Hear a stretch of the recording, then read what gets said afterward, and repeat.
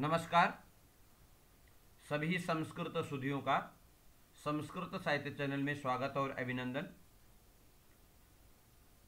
आचार्य विश्वनाथ प्रणीत साहित्य दर्पण की तृतीय प्रच्छेद में हम विभावानुभाव के संबंध में पूर्व पक्ष की चर्चा कर रहे थे। आचार्य विश्वनाथ ने कहा था कि जो रस का अनुकर्ता जो शंकुक ने मत दिया था उसका भी उन्होंने निराकरण किया और उसी संबंध में उन्होंने आगे कहा कि किंच काव्यार्थ भावनेन अयम अपि सभ्य पदास्पदम, किंतु काव्यार्थ की भावना से तो नट भी सभ्य पद को प्राप्त कर सकता है। क्योंकि पूर्व पक्ष आया था यहाँ पे कि रस का अनुकर्ता मतलब नट, तो वह भी क्या होगा, शिक्षा एवं अभ्यास आदि मात्र से बिना अनुकार्य राम आदि की स्वरूपता दिखलाने वाला नट रस का आस्वादक नहीं बन सकता। इसी में आचार्य ने कहा कि यदि पुनः नटोपि काव्यार्थ भावनया रामादि स्वरूपताम आत्मनो दर्शयेत तदा सोपि सभ्य मध्य एव गण्यते। फिर भी नट भी काव्यार्थ की भावना से राम आदि की स्वरूपता को दिखलाए तो उसकी भी सभ्य के बीच गणना की जाएगी। नायम ज्ञाप्य स्वसत्तायां प्रतीत्य अव्यभिचारतः, स्वसत्तायां अथ आत्म सद्भाव की स्थिति में प्रतीत्य अव्यभिचारतः अर्थात सामाजिकों के ज्ञान में अव्यभिचारतः व्यभिचार के अभाव में या साक्षात्कार के बिना क्या होगा, अयम रसः न ज्ञाप्यः, यह रस न ज्ञाप्यः अपने भिन्न विषय ज्ञान जो है वह नहीं बता पाएगा। अर्थात जैसे ये कह सकते हैं कि यह रस ज्ञाप्य अर्थात स्वयं से भिन्न का प्रत्यक्ष विषय नहीं है, अर्थात स्वयं प्रकाश है। जैसे कहा था कि सत्तोद्रेकाद अखंड स्व प्रकाशानंद चिन्मयः वेद्यांतर स्पर्श सोनो ब्रह्मा स्वाद सहोदरः। ये तो ये कहा कि स्वयं प्रकाशमान है क्योंकि अपनी अवस्थान काल में सामाजिक को उसकी प्रतीति का व्यभिचार नहीं होता है। अर्थात अपने अपने चित्त में रस की सत्ता काल में सामाजिकों को सदैव भी उसकी प्रतीति होती है। ना अयम ज्ञाप्यः, ज्ञाप्यः अर्थात स्वभिन्न विषय ज्ञान स्वसत्तायां प्रतीति अव्यभिचारतः। आगे कहते हैं कि यो ही ज्ञाप्यो घटादि न सन्नपि कदाचित अज्ञातो भवति न ही अयम तथा प्रतीतिम अंतरेणाभावात्। अर्थात जैसे हमने कहा कि घट आदि ज्ञाप्य है, वह सत्तामान होने पर भी कभी कभी पटज्ञान काल अर्थात निद्रा काल में अज्ञात रहता है। कदाचित अज्ञातो भवति, परंतु रसः अयम रसः न तथा, यह रस ऐसा नहीं है क्योंकि प्रतीति के बिना इसकी सत्ता ही नहीं दिखेगी। प्रतीतिम अंतरेणाभावात्, प्रतीति के बिना इसकी सत्ता ही नहीं रहती। कहते हैं इसलिए यस्माद् एष विभावादि समूहालंबनात्मकः, अतः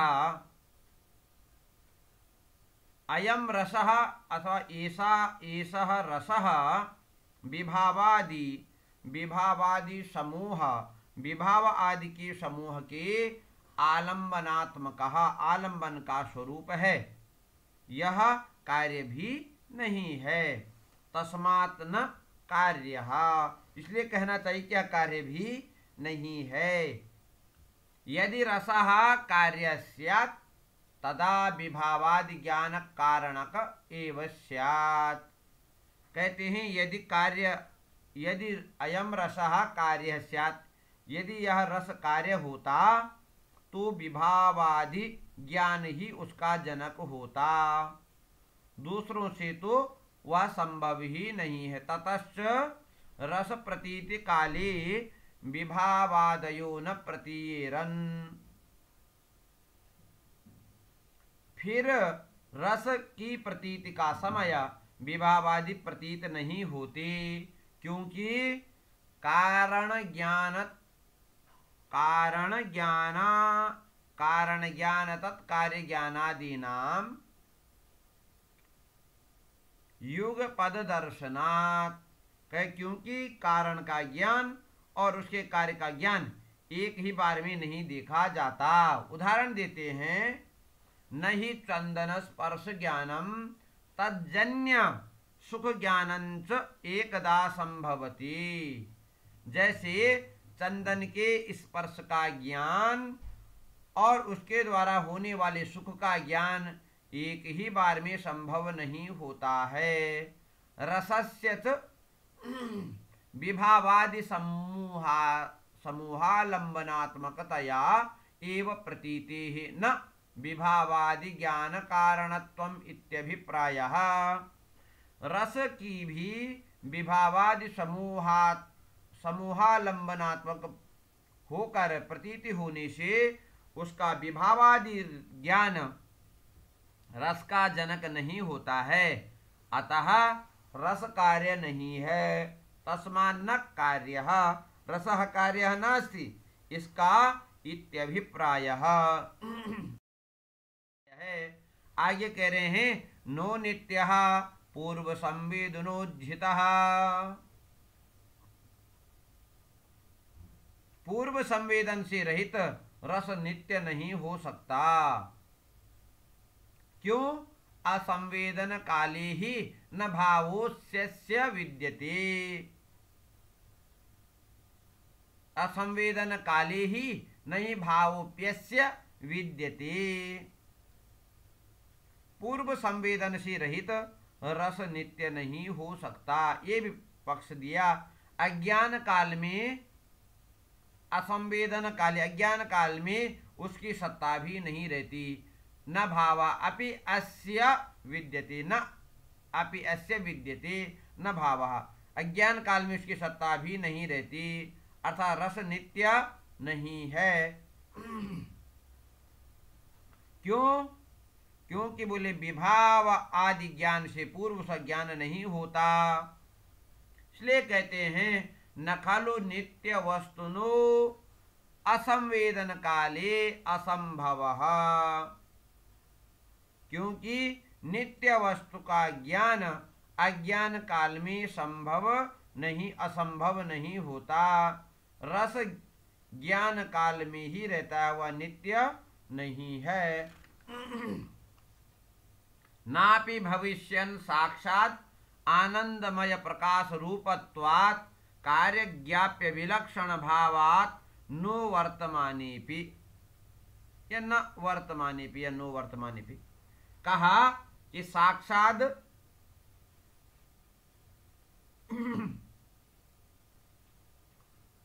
साक्षात अर्थात प्रत्यक्ष आनंदमय और स्वप्रकाश स्वरूप होने से रस न भविष्यत काल में भी नहीं होता है।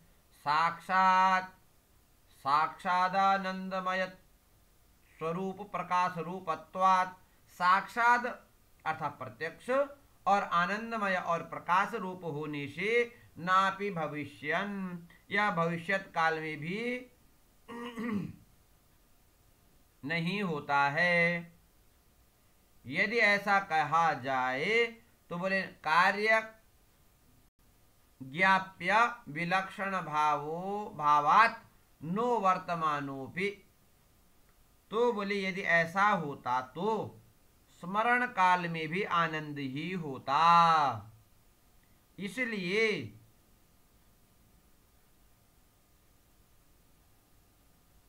इसलिए कार्य तथा ज्ञाप्य से विलक्षण होने से रस वर्तमान में होने वाला भी नहीं है। कार्य ज्ञाप्य विलक्षण भावात न वर्तमानोपि, यह वर्तमान में भी होने वाला नहीं है। घट कार्य जैसे घट कार्य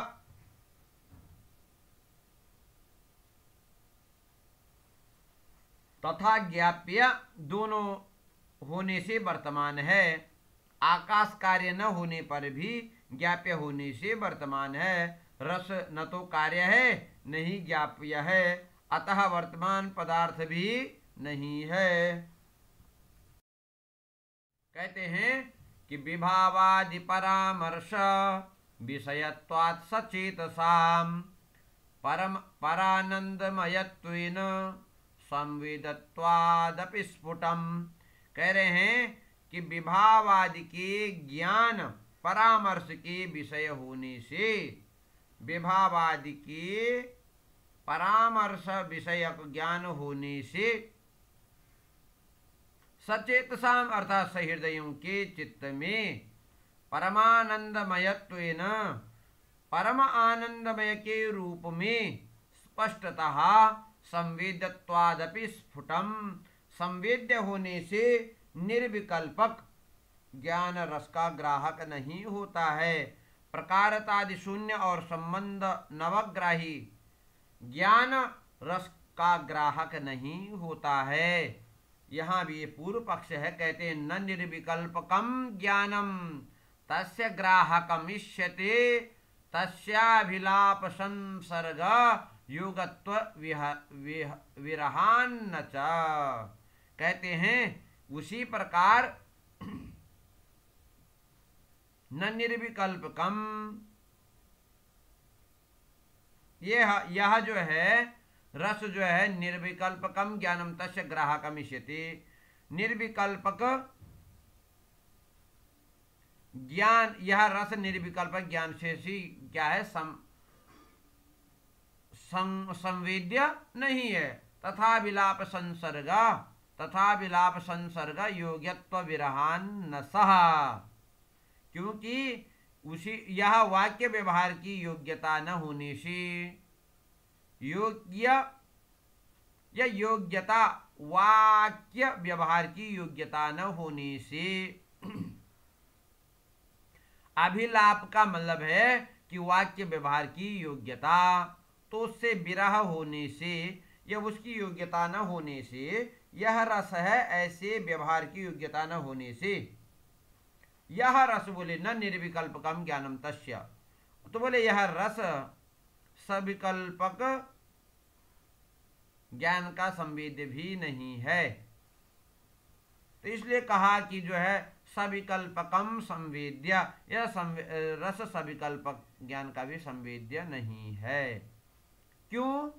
तो कहते हैं कि सविकल्पक ज्ञान संवेद्यानाम ही वचन प्रयोग योग्यता न तो रसस्य तथा, सविकल्पक ज्ञान से संवेद्यों में वचन प्रयोग की योग्यता रहती है, परंतु रस वैसा नहीं है। अर्थात रस व्यंजना का विषय होने से वाचक और लक्षण शब्दों से उसे पहचाना नहीं जा सकता। इसलिए कहते हैं साक्षात्कारतया न तथा, उसको साक्षात्कार भी नहीं किया जा सकता। परोक्षः तत्प्रकाशो न अपरोक्षः शब्द संभवात्, बोले साक्षात अनुभव का रूप होने से रस का प्रकाश या ज्ञान परोक्ष नहीं है।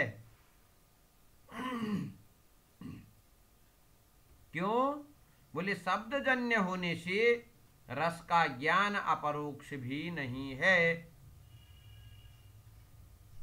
तत्कथम, कीदृगस्य तत्कथय कीदृगस्य तत्त्वम् अश्रुता अदृष्ट पूर्व निरूपण प्रकारस्य एति आहा।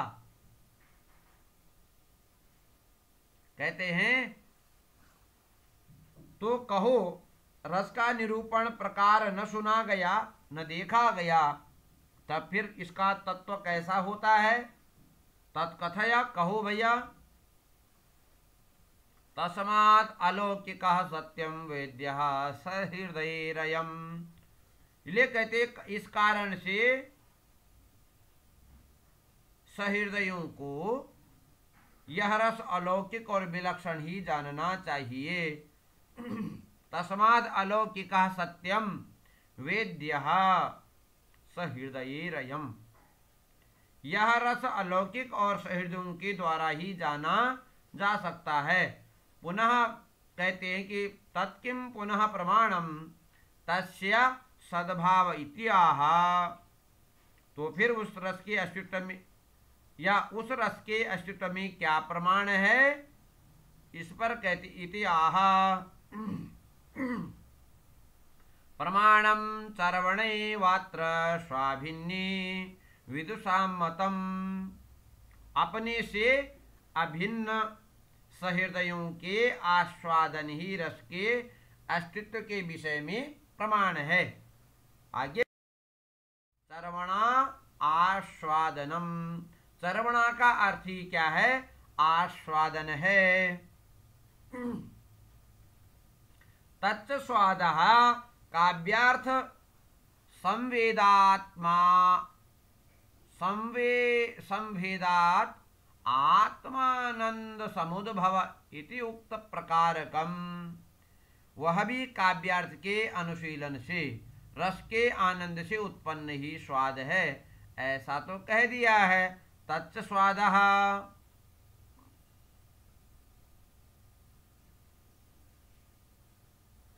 तो कहते हैं ननु यदि रसो न कार्यः तत्कथम महर्षिणा कि विभावानुभाव व्यभिचारी संयोगाद रस निष्पत्ति इति लक्षणम कृतम इति उच्यते। यदि रस कार्य नहीं माना जाता तो महर्षि भरत ने कहा कि विभावानुभाव व्यभिचारी के संयोग से रस की निष्पत्ति होती है। ऐसा लक्षण कैसे किया? तो कहते हैं कि निष्पत्त्या चर्वणस्यास्य निष्पत्तिरुपचारतः। चर्वण अर्थात आस्वादन की उत्पत्ति से रस की भी निष्पत्ति और रस एवं चर्वणा के अभेदारूप से कही गई है।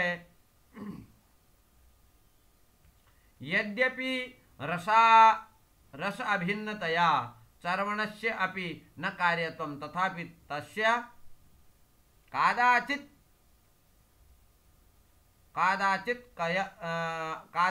कतया उपचारितेन कार्यत्वेन कार्यत्वम् उपचर्यते। क्योंकि यद्यपि रस से अभिन्न होने से चर्वण का भी कार्यत्व नहीं होता, फिर भी चर्वण जो आस्वादन है कि उपचारित या उपचारित कार्यत्व से उसके कार्यत्व का उपचार किया जाता है।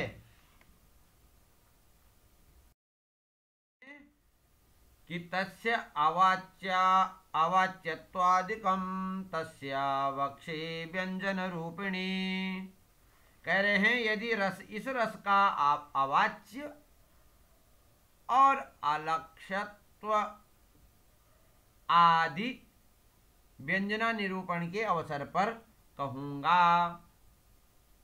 तस्य रसस्य आदि शब्दात् लक्ष्यत्वादि आदि शब्द से जो लक्ष्यत्व है और ननु यदि मिलिता रत्यादयो रसाः तत्कथम अस्य स्वप्रकाशत्वं कथम व अखंडत्वम इति आहा। यदि शब्द से यदि विभाव आदि से मिले हुए रस रति आदि ही रस हैं तो इस रस का स्वप्रकाशत्व और अखंडत्व कैसे होगा? इसे कहते हैं कि रत्यादि ज्ञानतादात्म्यात् एव यस्माद् रसो भवेत्। अतो अस्य स्वप्रकाशत्वम अखंडत्वम च सिद्ध्यति। तो बोले रति आदि ज्ञान के तादात्म्य से ही रस होता है। रति रत्यादि भाव और ज्ञान का जब तब तादात्म्य होता है, एक होता है, तो रस होता है। अतः रस का स्वप्रकाशत्व और अखंडत्व अपने आप ही सिद्ध हो जाता है। श्रवणत्वादि के विषय में भी कहा कि यदि रत्यादिकम, यदि रति आदि भाव प्रकाश शरीर से भिन्न होता है तो उसका स्वप्रकाशत्व सिद्ध नहीं होगा, परंतु रस को ही उसके ज्ञान का तादात्म्य स्वीकार करने के कारण ऐसा नहीं होता है। क्योंकि कहते हैं कि यद्यपि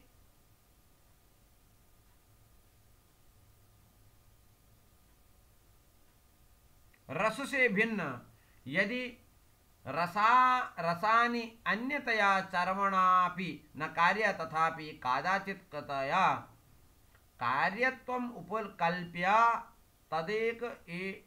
तदेकात्मन्ये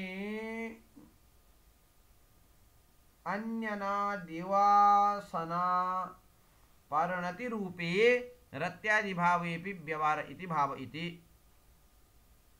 बोले हम कहें यदि रस आदि से भिन्न न होने से उसका आस्वादन भी कार्य रूप नहीं है, तो तथापि वह आस्वादन कभी कभी होने के कारण कार्यत्व की परिकल्पना कर अनादि वासना से परिणाम स्वरूप रत्यादि भाव में कार्य का औपचारिक व्यवहार होगा। अपि व्यवहार इति भावः। यह भाव है सुखादि तादात्म्य अंगीकारे चास्मा की सिद्धांत सय्याम अधिशय्या दिव्य वर्ष सहस्त्रम प्रमोद निद्राम उपेयाः। कहते हैं कि यह रस के सुख चैतन्य चमत्कार के साथ अभेद अंगीकार में हमारी सिद्धांत रूपी शैया का आश्रय कर दिव्य 1000 वर्षों तक सुखपूर्व निद्रा प्राप्त करें। अभिन्नोपि च प्रमात्रा वासनोपनीत रत्यादि तादात्म्येन गोचरीकृत इति च। और कह रहे हैं कि अभिन्न भी वह रस सामाजिक के द्वारा वासना से उपस्थापित रत्यादि की तादात्म्य से गृहीत होता है। गोचरीकृत इति च। इसलिए कहते हैं कि ज्ञानस्य स्वप्रकाशत्व अंगी अनंगी कुर्वताम उपरि वेदांतिभिरेव पातनीयो दंडः। कहते हैं ज्ञान के स्वप्रकाशत्व को स्वीकार न करने वाले और अनुव्यवसाय द्वारा ज्ञान होने की बात मानने वाले नैयायिकों को वेदांतियों के द्वारा ही दंड दिया जाना चाहिए। क्योंकि जो आचार्य विश्वनाथ भी जो है वह किसकी बात करता है? नैयायिक। ऐसा मत लगता है कि इसलिए कहते हैं कि तादात्म्याद एवं अस्य अखंडत्वम। तो बोले रस और ज्ञान का तादात्म्य होने से उसका अखंडत्व सिद्ध हो जाता है। इसलिए कहते हैं कि रत्यादयो ही प्रथमम एकैकशः प्रतीयमानाः सर्वे अपि एकीभूताः स्फुरन्त एव रसताम आपद्यन्ते।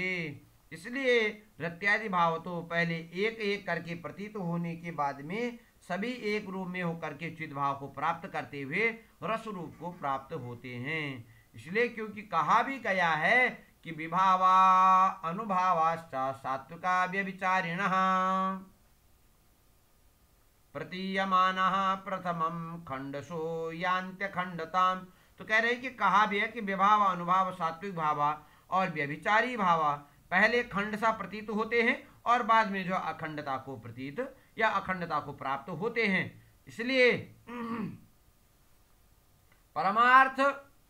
परमार्थतः अखंड एवं अयं वेदांत प्रसिद्ध ब्रह्म तत्व वेदितव्यः इति च। क्योंकि वास्तव में वेदांत प्रसिद्ध ब्रह्म तत्व के समान अखंड ही है यह रस, यह जानना चाहिए। आज जो है इतना बात करते हैं, इतनी चर्चा करते हैं। कल के सत्र में जो है विभावा इसे कहते हैं, इसकी चर्चा हम अगले सत्र में करेंगे। धन्यवाद।